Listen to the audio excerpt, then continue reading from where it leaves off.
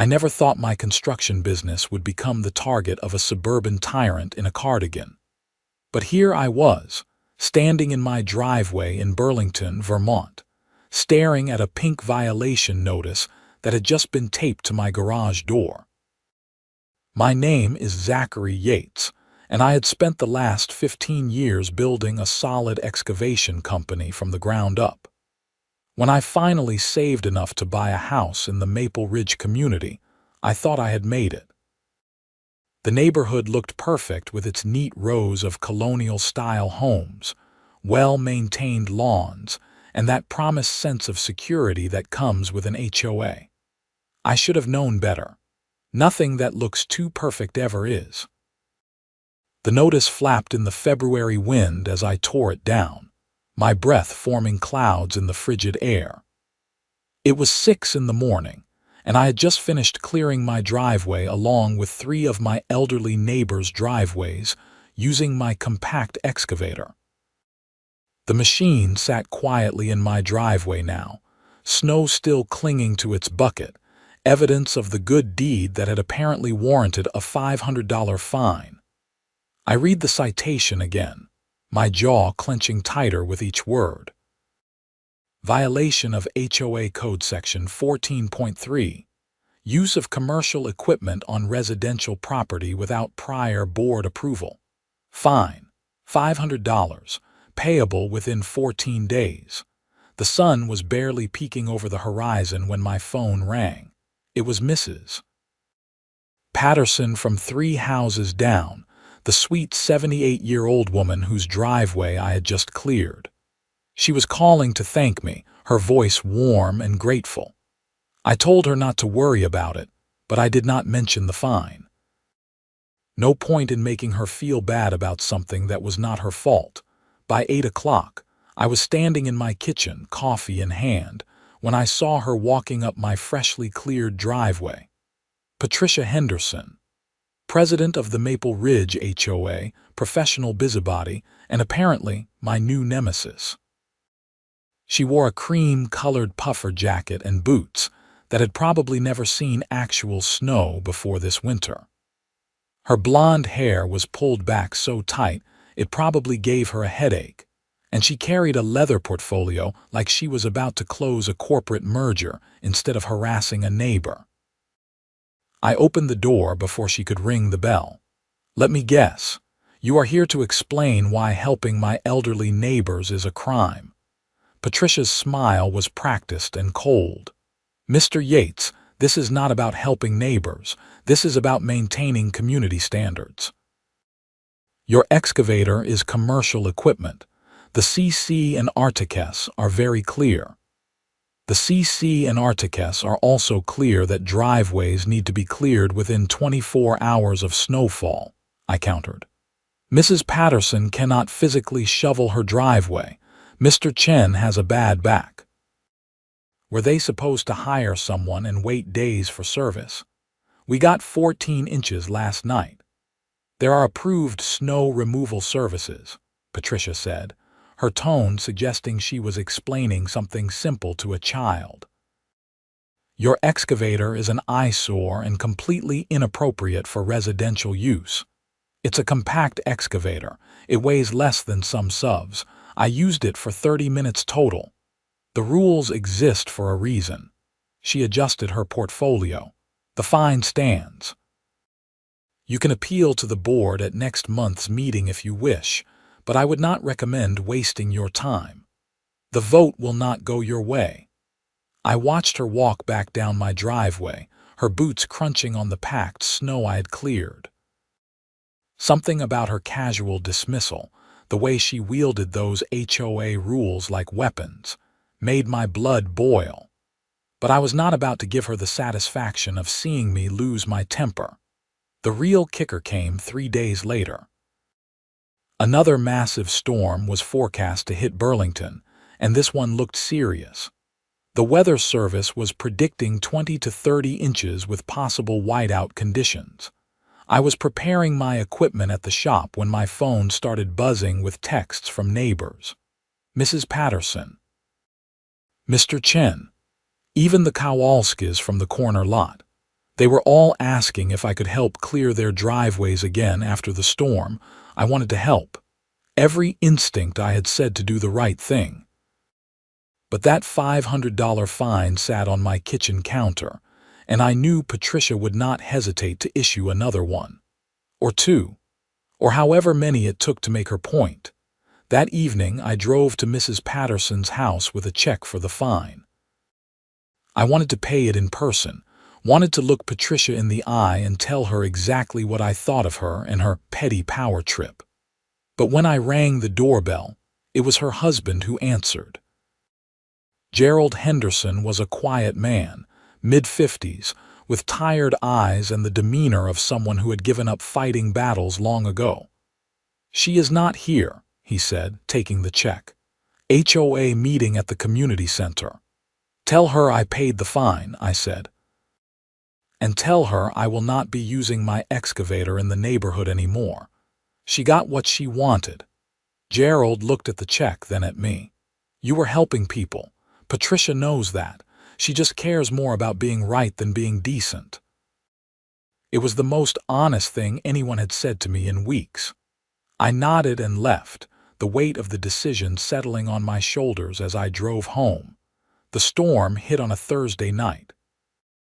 I was at home, watching the snow pile up through my window, listening to the wind howl like a living thing trying to get inside. The weather service had not been exaggerating. By midnight, visibility was 0.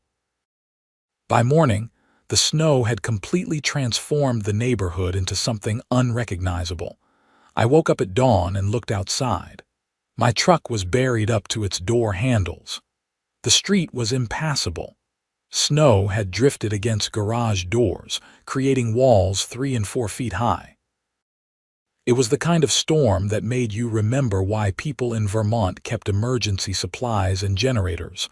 My phone started ringing at 7. Mrs. Patterson. She was crying. "Zachary, I cannot get out. My front door is blocked."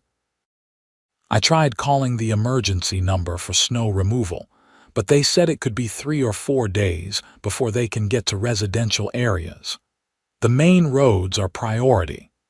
I felt that familiar pull, the instinct to grab my keys and fire up the excavator. But then I remembered Patricia Henderson standing in my driveway, her cold smile, her casual dismissal of basic human decency in favor of her precious rules. "I am sorry, Mrs. Patterson," I said quietly, "but I got fined last time for using commercial equipment. I cannot help." "But this is an emergency." "Then call the HOA. They have approved vendors for this sort of thing, right?" The silence on the other end told me she understood. I had not raised my voice. I had not been cruel. I had simply repeated the logic that had been used against me. Mr. Chen called next. Then the Kowalskis. Then 3 other families I had helped before. Each call was harder than the last. These were not bad people. They were just stuck, victims of geography and weather and an HOA president who cared more about rules than reality. By noon, my phone rang again. This time it was Patricia Henderson herself. "Mr. Yates, I understand you are refusing to help your neighbors." Her voice was sharp, accusatory. "I am following HOA rules," I replied calmly. "No commercial equipment on residential property without board approval. Those are your words, Mrs. Henderson. This is an emergency situation. Surely you can see that this is different." So when I help elderly neighbors who cannot physically clear their own driveways, that is a violation. But when you need help, suddenly the rules do not matter. I could fine you for refusing to maintain your property. My property is maintained according to HOA standards. My driveway will be cleared within 24 hours of the end of snowfall, as required. The storm has not stopped yet, so technically I have time. I could hear her breathing on the other end, could practically feel the rage radiating through the phone. "You are being petty." "I am being compliant," I corrected. "Is not that what you wanted?" She hung up. I sat in my kitchen, coffee growing cold in my mug, and I did not feel victorious. I felt tired. Outside my window, snow continued to fall, and somewhere in this buried neighborhood, elderly people were trapped, worried, and alone. By evening, the snow finally stopped. 32 inches had fallen, setting a local record. The neighborhood looked like something from a disaster movie. Cars were completely buried. Some houses had snow halfway up their first-floor windows. The street was invisible under uniform white. I kept my word. I grabbed a shovel and started clearing my driveway by hand. It was back-breaking work, the kind that makes you remember every year of your age. My excavator sat in my garage, perfectly capable of clearing my driveway in 20 minutes. Instead, I spent 3 hours moving snow one shovel full at a time. Mrs. Patterson called again as the sun was setting. "Please, Zachary, I am scared. My daughter cannot get here. The roads are not cleared. My medications are running low." That hit me hard. "What medications?" "Blood pressure, heart medication." "I have enough for tomorrow, maybe the day after if I ration them." I closed my eyes. This was not about winning anymore. This was about someone's life. "I will make some calls. Let me see what I can do." I spent the next hour calling every snow removal service in Burlington and the surrounding areas. They were all booked solid, crews working around the clock on emergency routes, hospitals, fire stations. Residential areas were at the bottom of the priority list. The earliest anyone could reach Maple Ridge was 4 days out, maybe 5. I called Mrs. Patterson back with the news. She was silent for a long moment. "So I am just stuck here. We are all stuck." "I can try to shovel a path to your door," I offered. "It will take a while, but I can do it." "With your excavator, you could clear the whole street in a few hours," she said quietly. "And get fined another $500, maybe more. Patricia made it very clear that commercial equipment is not allowed." "I am Patricia," she said, confused. I blinked, my tired brain finally catching up. "Wrong Patricia." "I am sorry, Mrs. Patterson. I meant Henderson. Patricia Henderson." "Oh, her." The elderly woman's voice took on a bitter edge. "She lives on the corner lot. Her driveway faces south, gets full sun. Snow there melts faster than anywhere else. She is probably fine." I felt something cold settle in my stomach that had nothing to do with the weather. I bundled up, grabbed a flashlight, and walked down the street. Well, tried to. Walking was generous. I post-holed through waist-deep snow, climbed over drifts, and nearly fell twice. It took me 20 minutes to travel 3 blocks. Patricia Henderson's house sat pristine on its corner lot. Mrs. Patterson had been right. The southern exposure and natural wind patterns had kept her driveway relatively clear. Maybe 8 inches of accumulation compared to the 3 feet everywhere else. Her husband's SUV sat in the driveway, and lights glowed warmly in every window. She was not trapped. She was not suffering. She was perfectly fine. I stood there in the dark, snow falling softly around me, and felt something shift inside. This was not about rules or property values.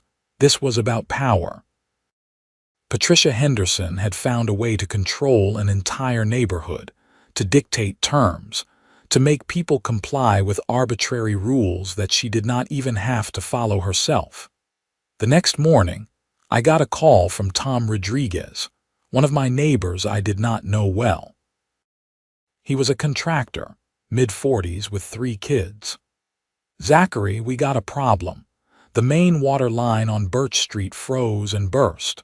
Water is flooding the street, freezing solid. If we do not get equipment in here to clear the snow and access the shutoff, it's going to damage foundations." "Call the city," I said. I did. "They are overwhelmed. Every crew is on emergency calls. They said it would be at least 48 hours. "Then call the HOA. I did. Patricia said there's nothing she can do. The approved vendors are all busy. I was quiet for a moment. How bad is the flooding? Bad enough that my basement is starting to take on water. The Martinses next door have it worse. It's going to cause thousands in damage if we do not stop it soon. I thought about my excavator.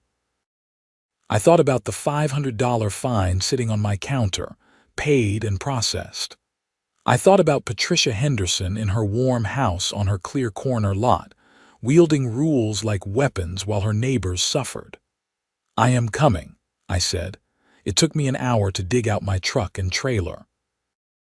Another hour to load the excavator and navigate the partially cleared main roads to reach the neighborhood entrance. The streets inside Maple Ridge were impassable to normal vehicles, but my truck had seen worse. I drove slowly, carefully, following Tom's directions to Birch Street. The scene was worse than I expected.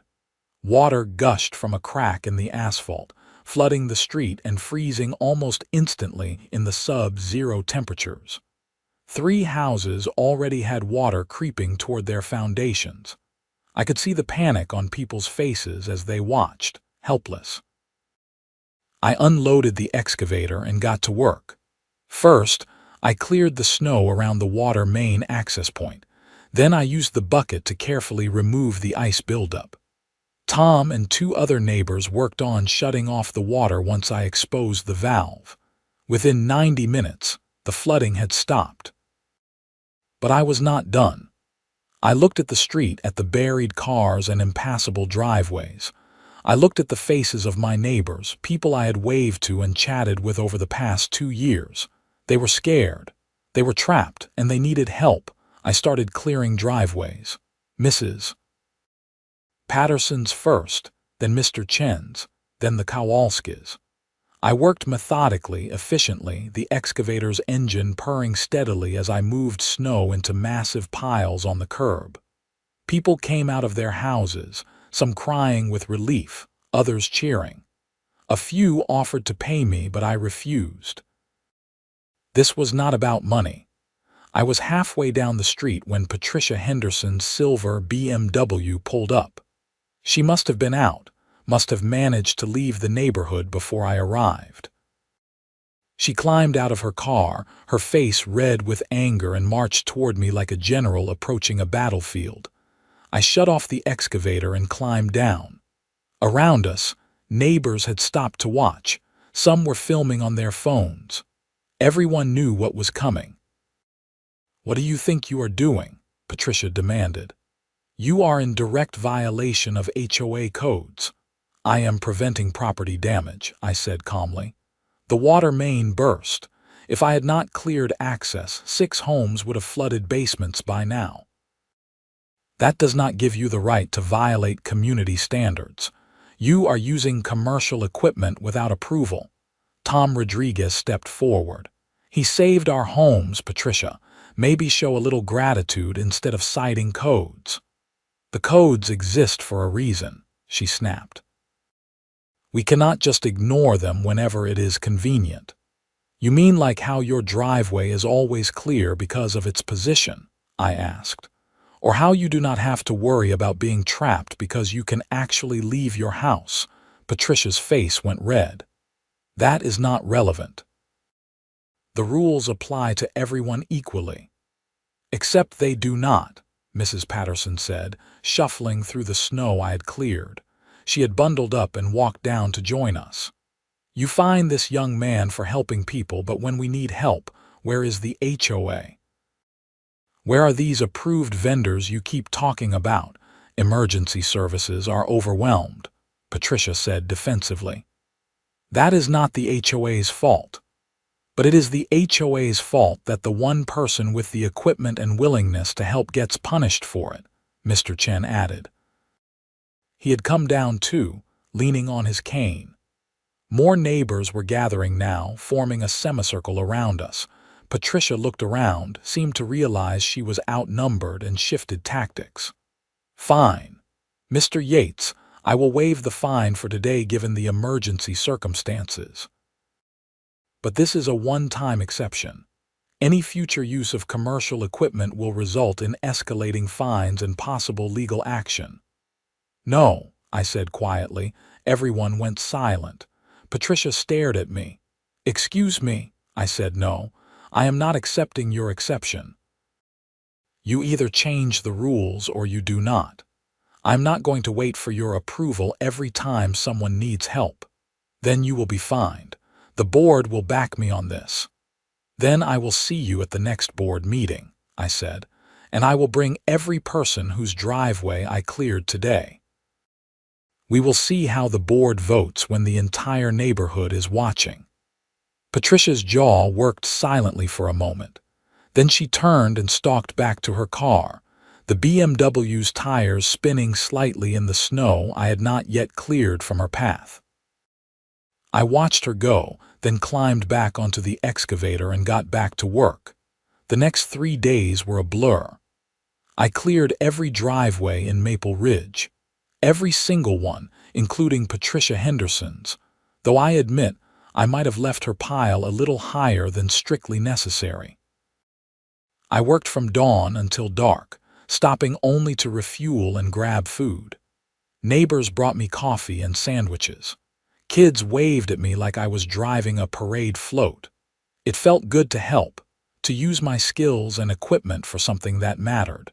The fines started arriving on day 2. $500 for the first day, $500 for the second. By the end of the third day, I had racked up $1,500 in HOA violations. Patricia was nothing if not consistent, but something had shifted in the neighborhood. People were talking. I started getting emails and text messages from other homeowners, all expressing support, all saying they would attend the next board meeting. Some were circulating a petition to change the commercial equipment rule. Others were calling for Patricia's removal as HOA president. The board meeting was scheduled for the first Tuesday of March. It was held in the community center, a nice building with a big meeting room and folding chairs that had seen better days. Normally, these meetings drew maybe a dozen people, mostly the board members themselves and a few residents with specific complaints. This time, the room was packed.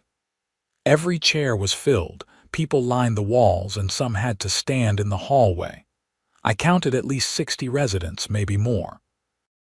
Patricia sat at the front table with the other 4 board members, her face carefully neutral but her knuckles white as she gripped her pen. The meeting started with standard business: budget reports, landscaping contracts, pool maintenance for the summer.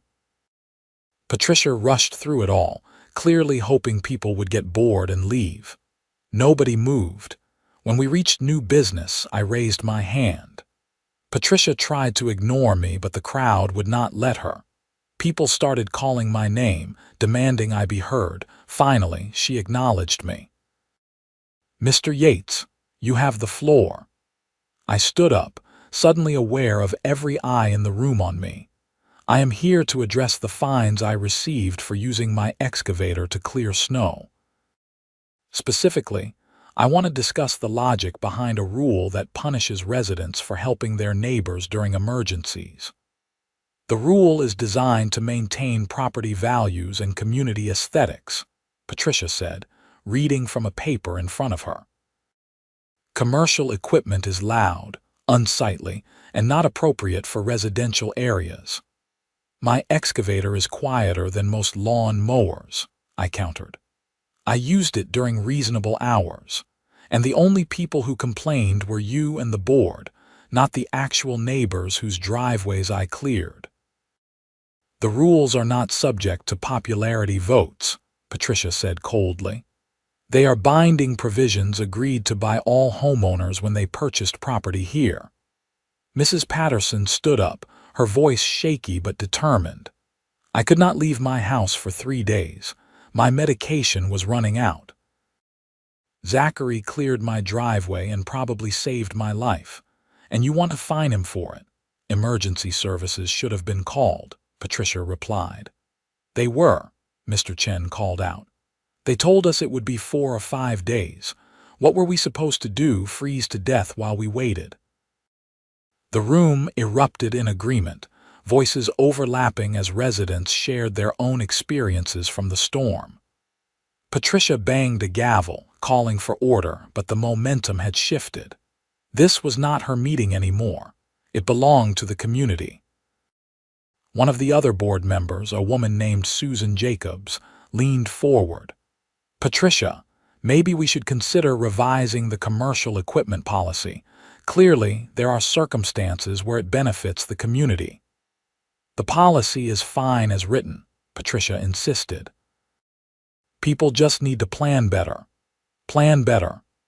Tom Rodriguez stood up, his face incredulous. "How exactly do you plan for a record-breaking blizzard that strands emergency services for days?" Patricia's face was bright red now. Mr. Yates chose to bring commercial equipment into a residential neighborhood. He chose to violate the CC and Articus. Actions have consequences. "And your actions as HOA president have consequences too," a voice called from the back. It was Gerald Henderson, Patricia's husband. The room went dead silent as he walked to the front, his face drawn. "I am sorry, Patricia, but I cannot support this anymore. Zachary helped people. He did not hurt anyone, and you have been using HOA rules to bully neighbors for 2 years now." Patricia looked like she had been slapped. "Gerald, sit down." "No." He turned to the board. "I have copies of every fine Patricia has issued since she became president. 53 violations in 24 months. Most of them minor, most of them issued to people who questioned her authority or disagreed with her decisions. She is using the HOA as a personal fiefdom, and it needs to stop." He handed a thick folder to Susan Jacobs, who opened it and started reading, her eyebrows rising higher with each page. The other board members leaned in to look, and I could see their expressions changing from confused to concerned to outright angry. Patricia stood abruptly. "This meeting is adjourned." "You do not get to adjourn unilaterally," Susan said, not looking up from the folder. "Board president is a position elected by the board, and I am calling for a vote of no confidence. Right now." "You cannot do that. Actually, according to the bylaws, any board member can call for such a vote with proper cause. I would say this folder full of petty, vindictive fines qualifies." All in favor, 4 hands went up. Patricia's did not. She was out. The room erupted in applause. Patricia grabbed her things and stormed out, Gerald watching her go with something like relief on his face. Susan took over the meeting, and within 30 minutes, the board had voted to suspend all fines related to the snow removal incident and to form a committee to revise the commercial equipment policy. I thought that was the end of it. I was wrong. 3 days later, I got a call from a number I did not recognize. It was a lawyer. Patricia Henderson had filed a civil suit against me for property damage, harassment, and intentional infliction of emotional distress. She was seeking $50,000 in damages. I sat in my kitchen, staring at the lawsuit papers that had been served that morning, and felt a familiar exhaustion settle over me. This was not over. Patricia had just changed tactics. I called my own lawyer, a guy named Mike Stevenson who had helped me with business contracts over the years. He reviewed the lawsuit and started laughing. Actually laughing. "This is garbage," he said. "She is claiming you damaged her property by creating excessive snow piles on the curb, snow that would have melted in spring anyway, and harassment. You cleared her driveway. Can she actually win this?" "Anything can happen in court, but this is frivolous. We will file a motion to dismiss, and I would be shocked if a judge does not throw it out immediately. Actually, we might be able to countersue for abuse of process." That made me feel slightly better, but the stress of the lawsuit hung over everything. I tried to focus on work, on the jobs my company had lined up for spring, but my mind kept drifting back to Patricia Henderson and her relentless need to punish me for helping people. The motion to dismiss was filed. Patricia's lawyer filed an opposition. Weeks dragged by as the legal system ground forward at its glacial pace. Meanwhile, the neighborhood had fully turned against Patricia. Someone started a GoFundMe to help with my legal fees and raised $10,000 in 3 days. Neighbors brought casseroles and offers of support. Gerald Henderson filed for divorce, citing irreconcilable differences. The hearing was set for late April, and I showed up at the Chittenden County Courthouse in my best suit, feeling like I was walking into battle. Mike was confident, but I had learned that confidence does not always translate to victory in legal matters. The judge was a woman in her 60s named Barbara Thornton, and she did not look happy to be dealing with this case. She reviewed the motions, asked a few perfunctory questions, and then addressed Patricia's lawyer directly. "Counselor, help me understand how clearing snow from a public street and a client's driveway constitutes property damage." Patricia's lawyer, a young guy who looked fresh out of law school, stammered through an explanation about excessive snow piles and aesthetic concerns. Judge Thornton's expression grew more skeptical with each word. "And the harassment claim. My client has suffered significant emotional distress from Mr. Yates's actions and the subsequent community backlash. Backlash that resulted from her issuing fines to a man who was helping elderly neighbors during a blizzard." The judge looked over her glasses. "I have reviewed the case file. I have reviewed the HOA meeting minutes. This lawsuit appears to be retaliatory in nature. Your Honor, my client has every right to seek redress for genuine grievances. Genuine grievances require genuine damages. I am not seeing any here." Judge Thornton turned to Mike. "Does the defense wish to pursue a counterclaim?" Mike glanced at me. We had discussed this. I could go after Patricia for legal fees, for abuse of process, maybe even for the original HOA fines. But looking at Patricia sitting at the plaintiff's table, her face pale and drawn, I felt only tired. "No, Your Honor," I said before Mike could answer. "I just want this to be over." Judge Thornton nodded slowly. "Mr. Yates, that is gracious of you. Mrs. Henderson, your case is dismissed with prejudice. That means you cannot refile. I am also ordering you to pay Mr. Yates's legal fees to date, and I am strongly recommending you reconsider your approach to community involvement. This court does not look kindly on frivolous lawsuits designed to punish good deeds." The gavel came down, and it was done. Patricia left the courtroom without looking at anyone. I shook Mike's hand, thanked him, and walked out into the spring sunshine feeling like I could breathe for the first time in months. But the story was not quite finished. A week later, I got an email from Susan Jacobs, now serving as the HOA board president. She wanted to meet, said it was important. I agreed, curious and cautiously optimistic. We met at a coffee shop in downtown Burlington, neutral territory away from Maple Ridge. Susan was in her 40s, a pediatric nurse with 2 kids, and a no-nonsense attitude I respected. "I want to apologize," she said without preamble. "The board failed you and the community. We let Patricia run unchecked for too long because none of us wanted to deal with the conflict. That was cowardly and it was wrong. You fixed it," I said. "That takes courage too." "Maybe, but we should have acted sooner. Anyway, I wanted to update you.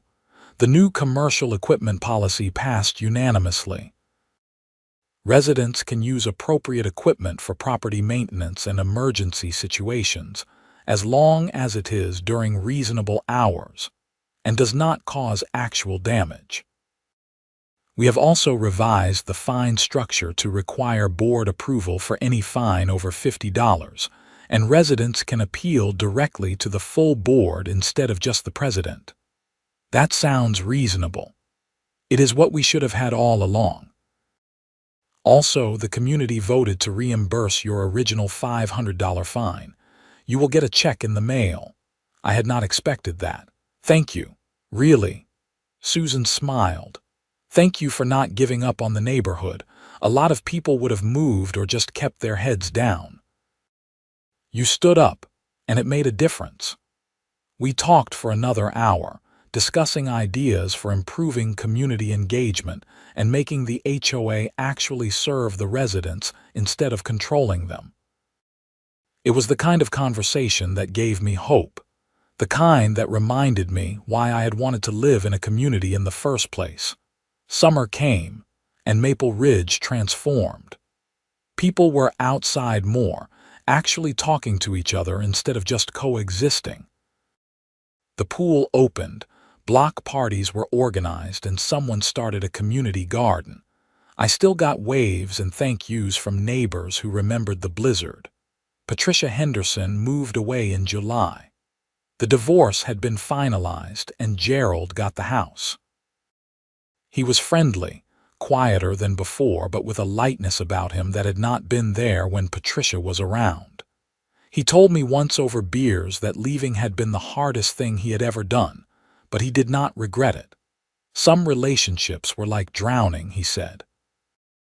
You do not realize how hard it was to breathe until you surface. I never saw Patricia again after the courthouse. I heard through the neighborhood grapevine that she had moved to Florida, had joined another HOA board down there. I felt sorry for them, but figured they would figure out soon enough what they were dealing with. As for me, life went back to normal.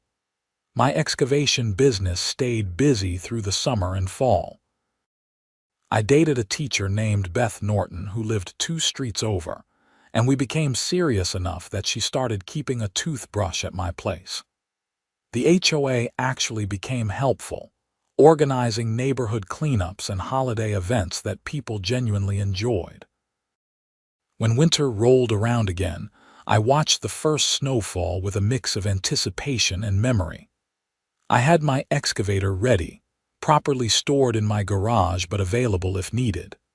The forecast was not calling for anything dramatic, just the normal Vermont winter, but I was prepared either way. Mrs. Patterson called me the morning after the first real snow, just to chat. Her daughter had moved closer, just 1 town over, so she was not as isolated this year.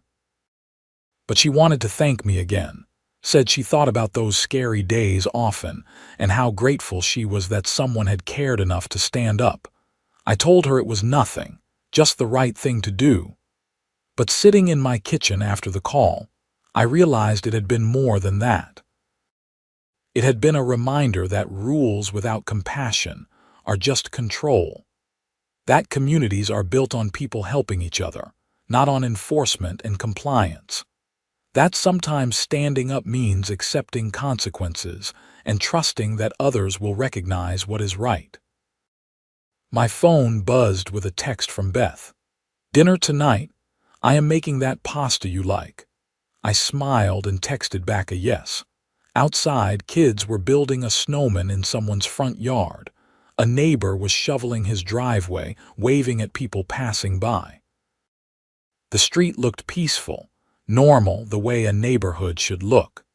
I thought about Patricia sometimes, about how someone could become so consumed by the need for control that they lost sight of basic humanity. I thought about how close I had come to just accepting it, to paying the fines and keeping my head down.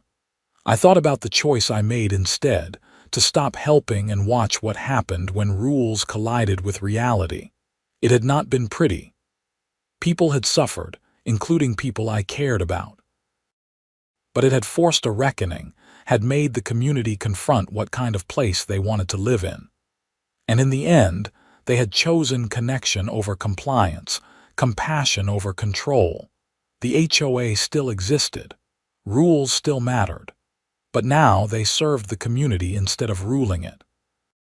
Susan's leadership had made a real difference, and the board actually listened to residents now. They even asked my opinion sometimes about snow removal logistics and equipment, which made me laugh.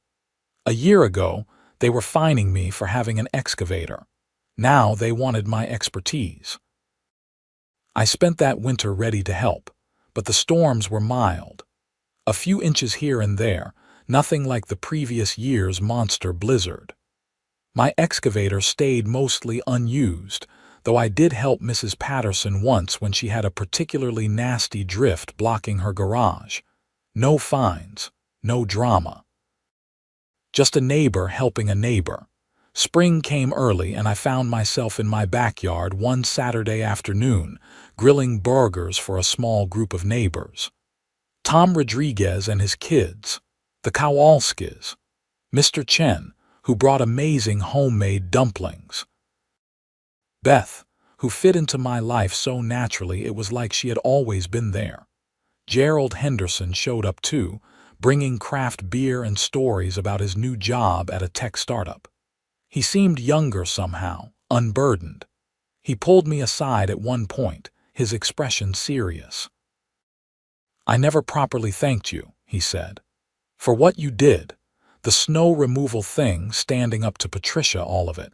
It made me realize I had been enabling her behavior for years. Watching you refuse to back down gave me the courage to finally leave. I am glad you got out," I said honestly. Nobody should have to live like that. She was not always like that, you know. When we first married, she was different. But somewhere along the way, she found she could control things through rules and regulations, and it became an addiction. The more power she got, the more she needed. The HOA presidency was just the latest expression of it. "Think she will get help?" Gerald shrugged. "I do not know. I hope so, but that is not my responsibility anymore. I did my time trying to save someone who did not want to be saved." We stood quietly for a moment, watching the others laugh and talk, the smell of grilling meat mixing with the spring flowers blooming around the yard. This, I thought, was what community was supposed to be.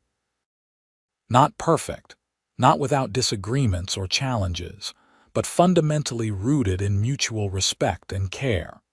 The legal fees that Patricia had been ordered to pay came through eventually, after her lawyer exhausted all his appeals and delay tactics. It was not a fortune, but it covered Mike's bills and then some.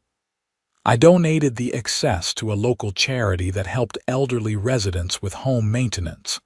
It seemed like the right way to close that chapter.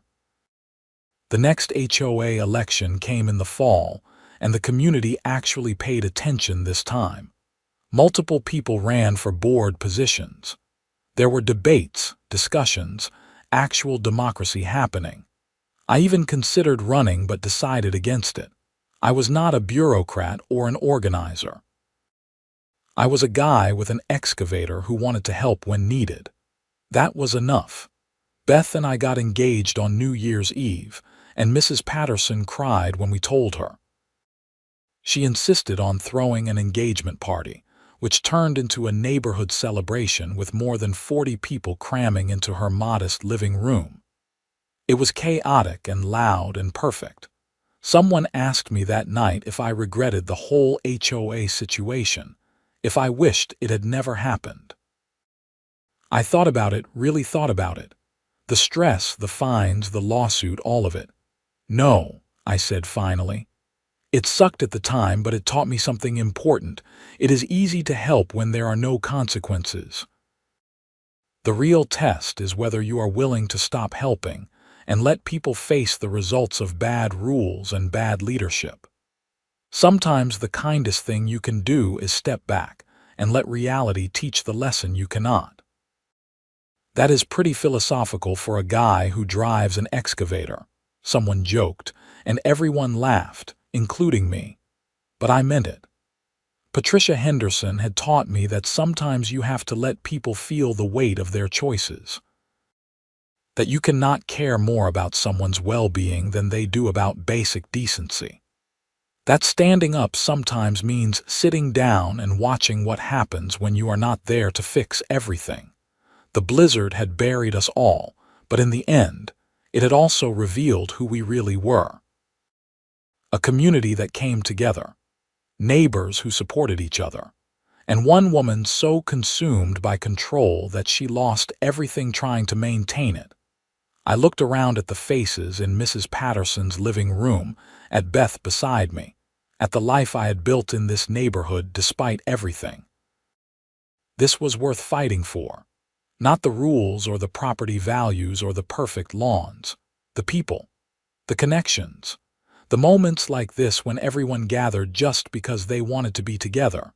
My excavator sat in my garage, clean and maintained, ready for the next emergency. But more importantly, I was ready too. Ready to help, ready to stand up and, if necessary, ready to step back and let consequences teach their lessons. That balance, I had learned, was the real key to community. Winter would come again. Snow would fall. And whatever happened, I knew this neighborhood would handle it together. Not because of HOA rules or approved vendor lists, but because we had learned what really mattered. And no fine, no lawsuit, no petty tyrant with a gavel could take that away from us. The night wound down eventually, people heading home in clusters, calling out goodbyes and making plans for next weekend. Beth and I were among the last to leave, helping Mrs. Patterson clean up despite her protests. "You two are going to be so happy," she said, hugging us both. "You deserve it, Zachary. After everything, you deserve all the good things." Walking home through the quiet streets, Beth's hand warm in mine, I thought about deserving. I had not done anything extraordinary. I had just used the equipment I owned to help people who needed it. But somehow that simple act had become a catalyst for change, had forced an entire community to examine its values and priorities. The houses around us were dark, families asleep, the neighborhood peaceful. Tomorrow would bring whatever it brought.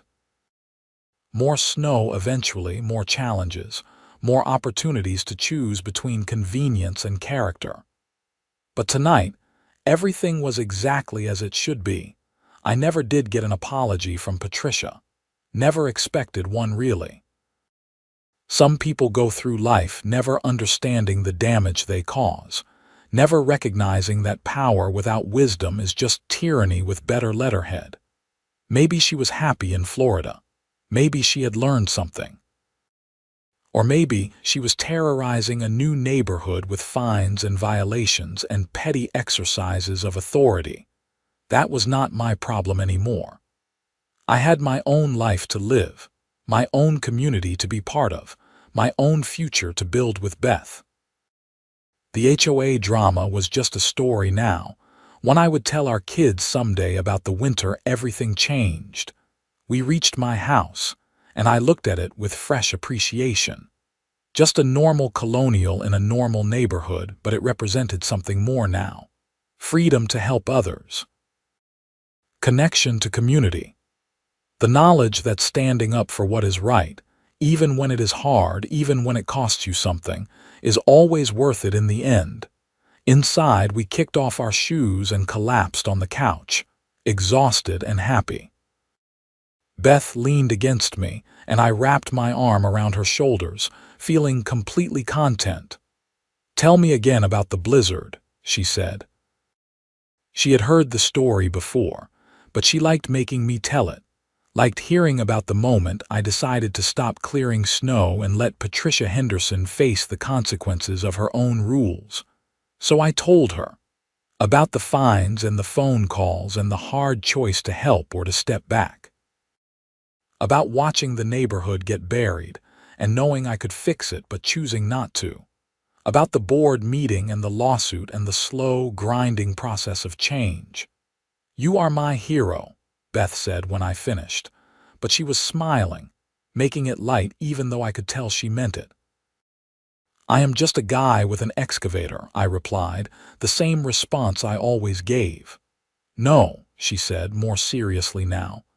"You are a guy who knew when to use the excavator and when to put it away. That is wisdom, Zachary, that matters." Maybe she was right. I did not feel particularly wise most days, but I had learned something valuable that winter. That helping people is important, but so is teaching them to stand up for themselves. That sometimes the best thing you can do for a community is stop doing things for them and make them confront their own problems. Patricia Henderson had wanted control. She had gotten it for a while. But control built on intimidation and petty rules always crumbles eventually. Real leadership, real community, comes from mutual respect and shared values. The new HOA board understood that. The neighborhood understood that. Even I understood it now, though it had taken getting fined and sued to learn the lesson. We sat in comfortable silence for a while, the house warm around us, the winter night cold outside. My excavator was in the garage. My neighbors were safe in their homes, and I was exactly where I was supposed to be. The next morning, I woke up to my phone ringing. It was Susan Jacobs, and for a moment, I felt a spike of anxiety. Had something happened? Was there a new problem with the HOA? "Morning, Zachary," she said cheerfully. "Sorry to call early. I wanted to catch you before you started your day. We are having a neighborhood appreciation event next month, and the board voted unanimously to give you a community service award for your actions during last year's blizzard. Will you accept?" I was quiet for a moment, processing. "You do not have to do that. We want to. You made a difference. Not just with the snow removal, but with standing up to a system that was not working. That is worth recognizing." I agreed, mainly because refusing would have made a bigger deal out of it than accepting. The award ceremony was nice, held at the community center with most of the neighborhood attending. They gave me a plaque with a little excavator engraved on it, and I gave a short speech about community and helping each other. It felt good, being recognized not for compliance but for doing the right thing even when it was hard. Life moved forward. Seasons changed. Beth and I got married in a small ceremony that fall with half the neighborhood attending. Mrs. Patterson caught the bouquet, which made everyone laugh and her blush. We bought a bigger house, still in Maple Ridge, with a larger garage for my growing equipment collection. The HOA became what it should have always been. A helpful organizing body that maintained common areas and facilitated community events without overreaching into people's lives. Susan served 2 terms as president before handing off to Tom Rodriguez, who brought his contractor's practicality to the role. I still had my excavator, still helped neighbors when they needed it. The difference was that now it was appreciated and encouraged rather than punished. The community even asked me to be on call for snow emergencies, making it official rather than something I did secretly in violation of arcane rules. And Patricia Henderson. I heard she got removed from her Florida HOA board after similar drama. Then she moved again, and I lost track of her. Some people never learn. They just find new places to exercise their need for control until those places, too, finally push back. But that was not my story anymore. My story was Beth and our plans for a family. My story was Mrs. Patterson's 80th birthday party and Mr. Chen finally getting his hip replacement, and the Kowalski's daughter graduating from college. My story was a community that had learned to value people over rules, connection over control. On quiet evenings, I sometimes sat in my garage, looking at my excavator, remembering that winter when everything changed. The machine sat silent and powerful, ready for the next time it was needed, just like me, just like all of us, really. Ready to help when called upon, but also ready to step back and let people learn their own lessons. That was the real gift Patricia Henderson had given me, though she never intended it. She taught me that not all help is helpful, that sometimes people need to face consequences. That standing up sometimes looks like sitting down. That the most important thing you can do for a community is believe in its ability to save itself, the snow would fall again. It always did in Vermont, and when it did, I would be ready. Not as a rule breaker or a rebel, but as a neighbor with equipment and the wisdom to know when to use it. That was enough. That was everything.